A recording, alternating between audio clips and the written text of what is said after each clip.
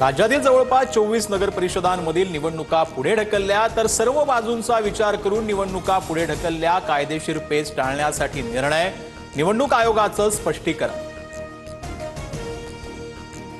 नगरपालिका निवडणुकीसाठी राज्य निवडणूक आयोगाची यंत्रणा सज्ज। 24 नगर परिषद वगळता राज्यातील उर्वरित ठिकाणी आता उद्या मतदान। एकूण 1,07,03,576 मतदार मतदानाचा हक्क बजावणार। 3 डिसेंबरला मतमोजणी। निवडणूक आयोगानं कायद्याचा चुकीचा अर्थ लावला, निवडणुका पुढे ढकलणं चुकीचं। मुख्यमंत्री फडणवीसांचा आक्षेप, आक्षेपाचं लेखी सादरीकरण सरकार निवडणूक आयोगाला देणार। भाजपाकडून निवडणूक आयोगाला पत्र, मतदानाला 1 दिवस शिल्लक असताना निवडणुका स्थगित करणं अयोग्य, निर्णयाचा सहानुभूतीपूर्वक पुनर्विचार करावा। प्रदेशाध्यक्ष रवींद्र चव्हाणांची मागणी।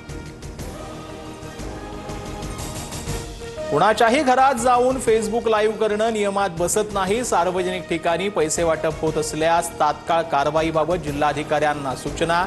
निलेश राणेंवर गुन्हा दाखल प्रकरणात निवडणूक आयोगाची भूमिका, सूत्रांची माहिती। आम्ही घरातून पकडून दिलेली कॅश निवडणूक आयोगानं ताब्यात का घेतली, अशी कारवाई नियमात बसत नाही, हे तेव्हाच का माहिती नव्हतं, सवाल उपस्थित करत निलेश राणेंची टीका।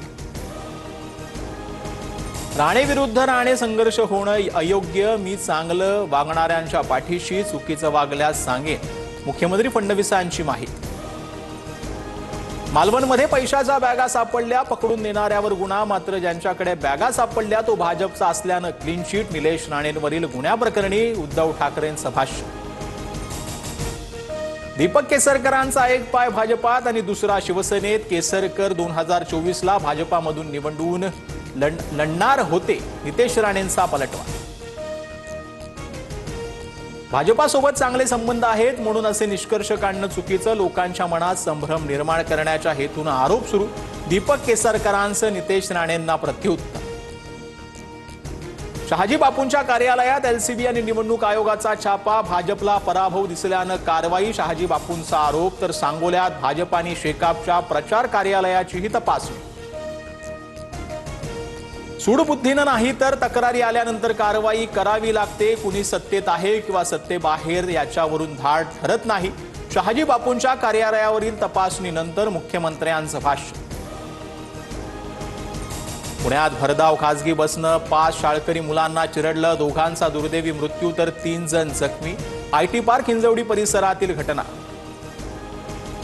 हिंगोलीतील शेतकरी भवन परिसरामध्ये 1 कोटी रुपयांची रोकड हाती, पोलीस पथकानं रोकड निवडणूक पथकाकडे स्वाधीन केली। एका व्यापाऱ्याची रोकड असल्याची माहिती। महालक्ष्मी कमळावर बसून येते, लक्ष्मी घरात येण्यासाठी कमळाचं बटन दाबा। प्रचार सभेत पंकजा मुंडेंचं वक्तव्य। कुठे कुठे लक्ष्मी दर्शन होतंय, निवडणूक आयोगाला दखल घ्यावी। गुलाबरावांच्या 1 तारखेला लक्ष्मी येणार या वक्तव्यावरून संजय राऊतांचा हल्लाबोल, तर शिंदे गटाचा कोथळा शहा बाहेर काढणार, संजय राऊतांची टीका। अजून नाशिक जिल्ह्याला पालकमंत्री नेमला नाही, मीच तुमचा पालकमंत्री असं समजा। भगूरमधील प्रचार सभेत अजित पवारांचं भाष्य। मनात असलेल्या असंख्य प्रश्नांचं उत्तर शोधायला महाकालच्या दर्शनाला आलो, न्यायासाठी पुणेकरांच्या हक्कासाठी लढणार। पवारांच्या राष्ट्रवादीच्या प्रशांत जगतापांची पोस्ट चर्चेत, दोन्ही राष्ट्रवादी एकत्र आल्यास राजकारणातून संन्यास घेण्याची जगतापांची भूमिका।